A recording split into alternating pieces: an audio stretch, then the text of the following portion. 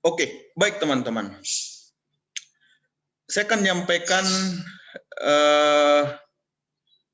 hal-hal penting, hal-hal pokok tentang pengantar civic atau pembelajaran pendidikan kewarganegaraan ini.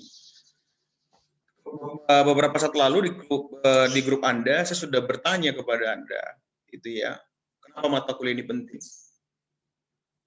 Dan Anda sudah banyak menjawab di sana, dan saya pikir jawabannya cukup variatif. Dan rasanya itu tidak ada salah benar, ya, karena hampir semua mirip ya, menjadi warga negara yang baik, berkontribusi bagi negara, terus bisa mencermati dan memberikan pengaruh sebagai pemuda, tidak hanya diam, tapi di praktik berdemokrasi kita ikut meramaikan segala macamnya. Ya, bahkan ada yang mengatakan ya supaya kita selain jadi warga negara yang baik, bisa menjadikan orang lain menjadi warga negara yang baik, itu bagus. Perbedaan bangsa negara juga cukup jelas, ya. Walaupun saya katakan kalau boleh jangan ambil dari Google atau dari manapun, tapi kelihatannya masih ada yang beberapa yang ambil ya, membedakan bangsa dan negara. Bangsa itu kita tahu itu adalah sekelompok orang ya yang terikat satu sama lain karena ada kesamaan apa?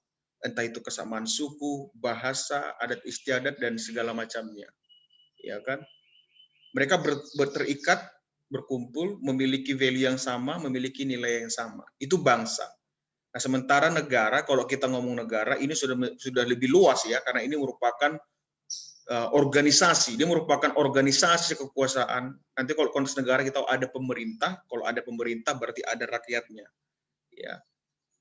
Dia yang menjalankan bagaimana sekumpulan bangsa-bangsa. Tadi ada kumpulan bangsa-bangsa itu menjadi satu, lalu mereka berikhtiar bersama, memiliki konsensus bersama untuk memiliki visi bersama, mimpi bersama, ideologi bersama, value bersama untuk tinggal mendiami satu wilayah, ya. Dan mereka bersama-sama mencapai impian dan tujuan mereka berkumpul menjadi satu negara. Dia lebih condong kepada menggambarkan bahwa dia merupakan organisasi kekuasaan. Ada yang memerintah, ada yang diperintah, ya kan? Ada yang memberikan kuasa. Dalam konteks kita negara demokrasi, maka rakyat lain berkuasa. Itu makanya namanya pendidikan kewarganegaraan, bukan pendidikan kewargabangsaan. Jadi kita mau belajar bagaimana menjadi warga negara, menjadi bagian dari kumpulan atau ikatan dari kumpulan dari bangsa-bangsa itu. Kita ada di dalamnya dan kita sedang memikirkan bagaimana menjadi pribadi yang ada di dalam suatu negara, yang kita ikut serta dalam mencapai visi negara, ya kan? Mencapai visi negara dan bagaimana hidup harmonis dengan bangsa-bangsa yang lain atau suku atau kelompok-kelompok yang berbeda bahasa, tradisi dan beda value yang lain. Tapi dalam konteks negara kita sudah sepakat bahwa national value kita itu adalah Pancasila.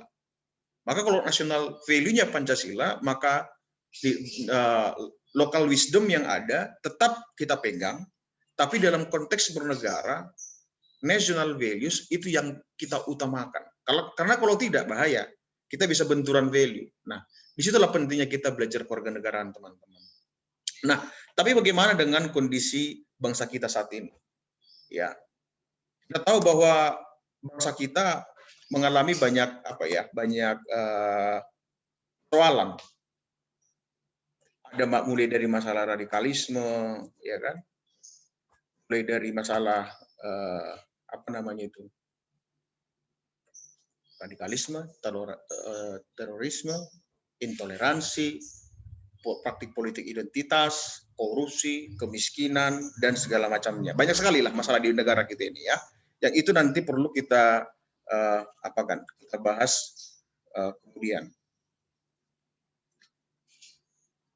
Oke, sepertinya ada masalah dengan LCD saya. Sebentar ya. Kok dia tidak tampak. Kalau menurut Filja, kira-kira di negara kita ini masalah yang paling banyak kamu ini apa aja? Kamu lihat atau kamu cermatilah, kamu amati gitu. Korupsi. Korupsi ya. Ya, betul. Terus Apalagi, Filja, masalah yang paling marak Anda lihat terjadi di negara kita? Korupsi, betul. Ketidakadilan hukum. Oke. Kalau orang selalu bilang itu, hukum itu kurang tegak begitu ya. Kalau menurut Erin? Menurut saya itu intoleransi itu, Pak, dalam beragama. Ya betul ya. Jadi ada radikalisme, terorisme, dan intoleransi ya. Tindakan intoleransi.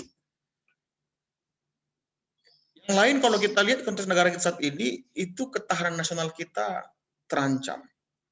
Ya. Banyak sekali yang mengancam ketahanan nasional kita. Bisa dari dalam, bisa dari luar. Kalau bicara ketahanan nasional, nanti akan kita bahas lebih detail apa itu ketahanan nasional atau imunitas nasional. Kita tahu bahwa dalam negara sering sekali ada sekelompok orang yang tadi kalau kita ngomong negara, kita bersepakat ada national value, tapi banyak juga kelompok-kelompok yang ingin menggantinya misalnya. Atau mungkin banyak ada upaya negara lain yang ingin menguasai negara kita. Ya, kita harus berhati-hati dan harus cermat dengan ini. Masalah integrasi sampai sekarang yang paling berat kasus di Indonesia soal integrasi. Kalau integrasi fisik ya sebagai negara ya, kita tahu bagaimana di Papua itu masih ada kelompok yang ingin memisahkan diri karena ketidakpuasan dengan pemerintahan kita. Tapi sejauh ini masih terkendali ya, kita bersyukur dengan itu. Tapi yang paling berat sebenarnya masalah integrasi non fisik. Bagaimana warga negara dengan warga negara yang lain tidak terpadu ya atau tidak menyatu. Ya, karena kalau bicara terintegrasi itu kan kita terintegrated ya. Kita benar-benar menyatu dengan yang lain, satu padu dengan yang lain, tidak dapat dipisah-pisah. Tapi sekarang kita tahu banyak sekali cara untuk mempolarisasi atau mempisah-pisah negara kita ini, warga negara satu dengan warga negara yang lain, karena beda politik, karena beda kepentingan dan sebagainya. Ya, itu jadi persoalan negara kita. Lunturnya identitas nasional tentu jadi persoalan juga ya. Bagaimana kita tahu anak-anak sekarang lebih suka TikTok daripada nari, ya kan? Orang kan lebih suka sekarang TikTok, mulai ada TikTok langsung booming, wah semua sudah berTikTok ria. Coba kalau tanya, adakah masih yang menari national dance, ya, traditional dance misalnya? Masih ada nggak anak-anak kita yang masih belajar nari nasional? Masih ada nggak anak-anak yang menghafalkan makanan-makanan khas dari daerah-daerah tertentu? Nah, ini jadi persoalan kita. Nah, termasuk mungkin kita yang ada di ruangan ini. Sejauh apa kita mencintai apa yang sudah dimiliki oleh negara kita. Jangan nanti besok-besok Malaysia klaim rendang itu punya Malaysia, batik itu punya Malaysia misalnya, atau punya negara lain. Kita diam aja. Akhirnya kita nggak punya identitas nasional. Itu jadi persoalan. Kemiskinan dan pemerataan pembangunan misalnya. Ini juga jadi persoalan, apalagi untuk pembangunan di wilayah timur. Tapi kita bersyukur akhir-akhir ini pemerintahan Jokowi cukup concern ya pembangunan di arah timur, mulai dari jalan tol, infrastruktur, dan yang pendidikan kesehatan saya pikir dalam proses ya. Tapi itu pun masih menjadi PR pemerintah kita. Bagaimana memeratakan pembangunan, keadilan sosial gitu ya, mengganti ideologi bangsa, ya kan? Demikian juga praktik politik identitas. Jadi jangan pilih yang beda agama, misalnya segala macam itu.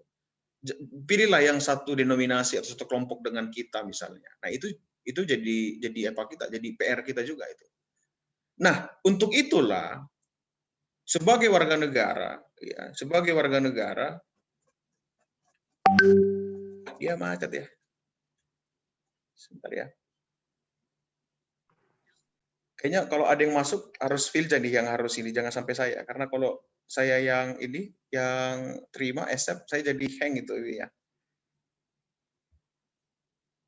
Nah, masih banyak masalah lain ya di negara kita.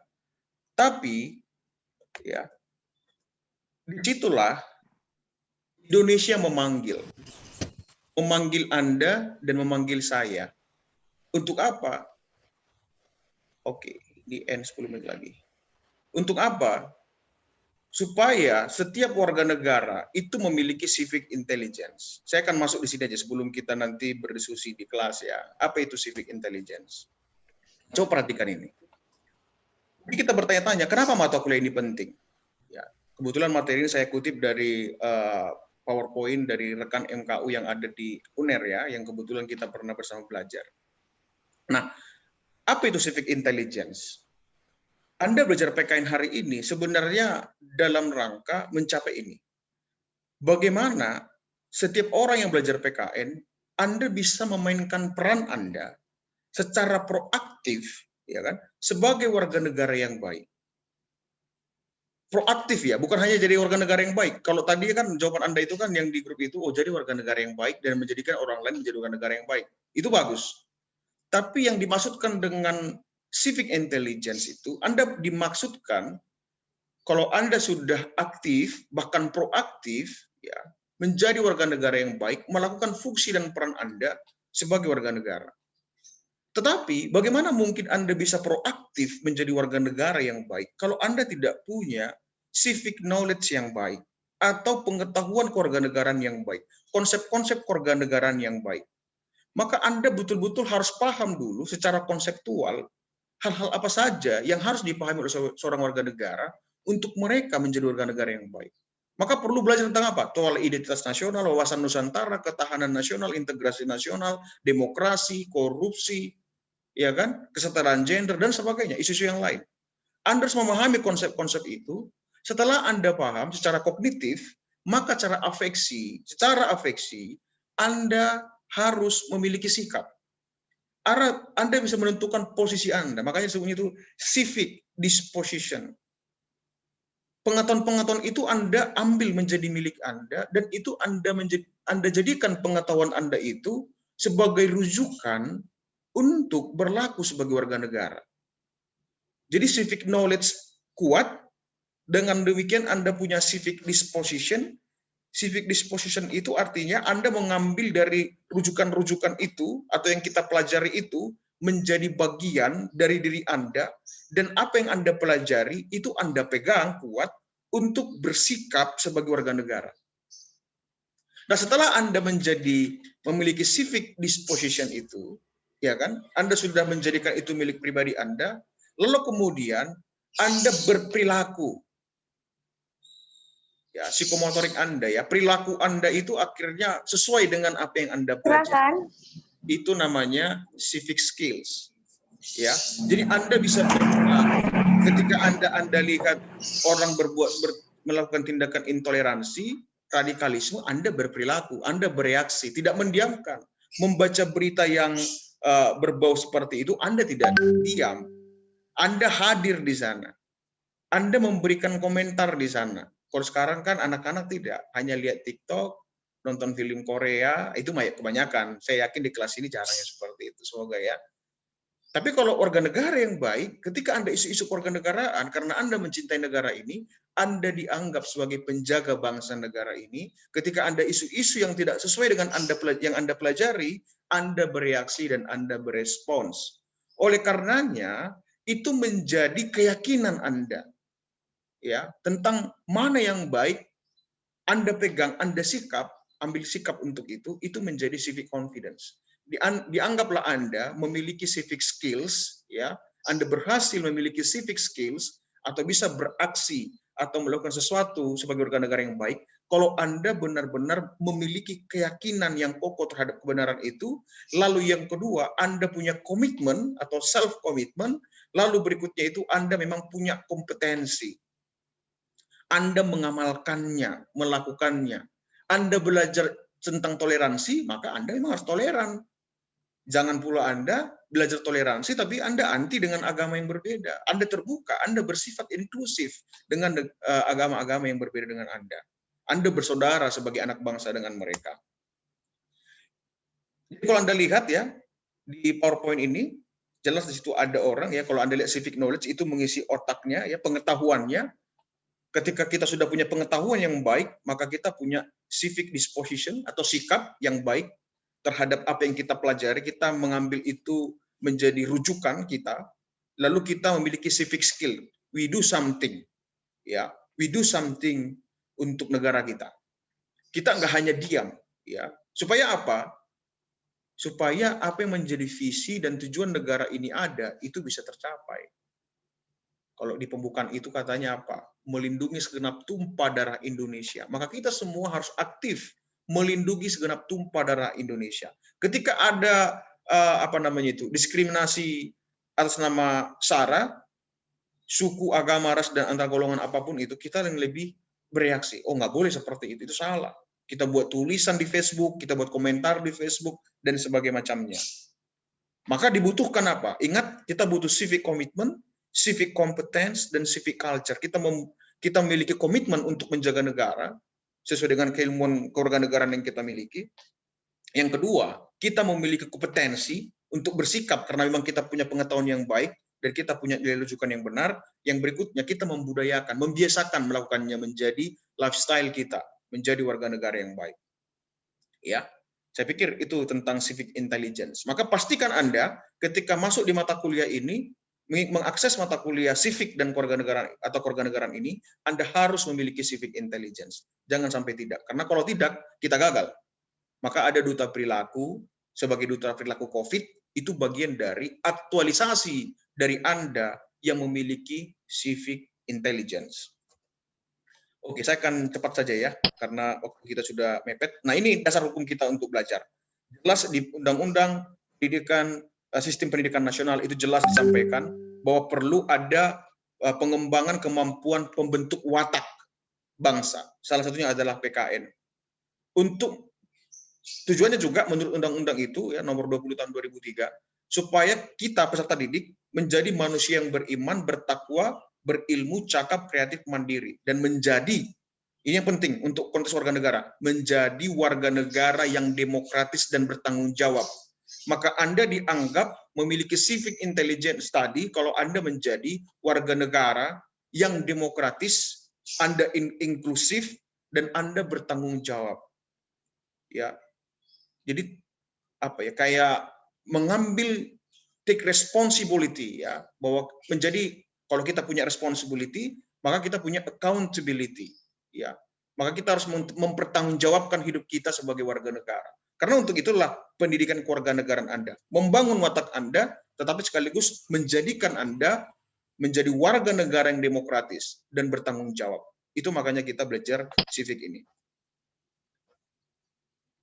Juga di bagian penjelasannya, pendidikan kewarganegaraan itu untuk membentuk Anda dan saya, ya, pengajar tentunya juga terus belajar dan semakin dikuatkan gitu, dan Anda yang diajar saat ini untuk memiliki rasa kebangsaan dan cinta tanah air, nasionalisme, ya kan?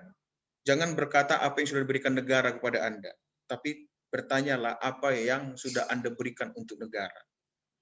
Mencintai negara seperti kita mencintai diri kita, mencintai keluarga kita, sehingga kita bisa melakukan sesuatu untuk negara kita. Nah, inilah kira-kira teman-teman, ya, rekan-rekan pembelajar civic yang menjadi pondasi awal kenapa kita belajar civic dan kewarganegaraan. Yang pertama tadi, kita harus memiliki civic intelligence itu. Pengetahuan kita beres tentang konsep kewarganegaraan, kita punya sikap yang benar atau dirujukan secara afeksi, kita punya civic disposition yang tepat. Terus yang berikutnya, kita memiliki civic skills. We do something for this country. Kita harus melakukan sesuatu untuk bangsa negara ini. Dan jelas kita dipanggil untuk menjadi warga negara yang bertanggung jawab, yang melakukan sesuatu untuk bangsa kita. Ya, sekian dulu yang boleh saya sampaikan teman-teman di pengantar kewarganegaraan ini atau pengantar civic. Semoga apa yang kita pelajari jadi berkah ya, dan menjadi pengantar yang baik untuk kita mendalami setiap materi-materi yang kita sampaikan. Ya, itu dia rekan-rekan. Terima kasih. Semoga jadi berkah apa yang sudah kita pelajari. Salam civic, salam Pancasila.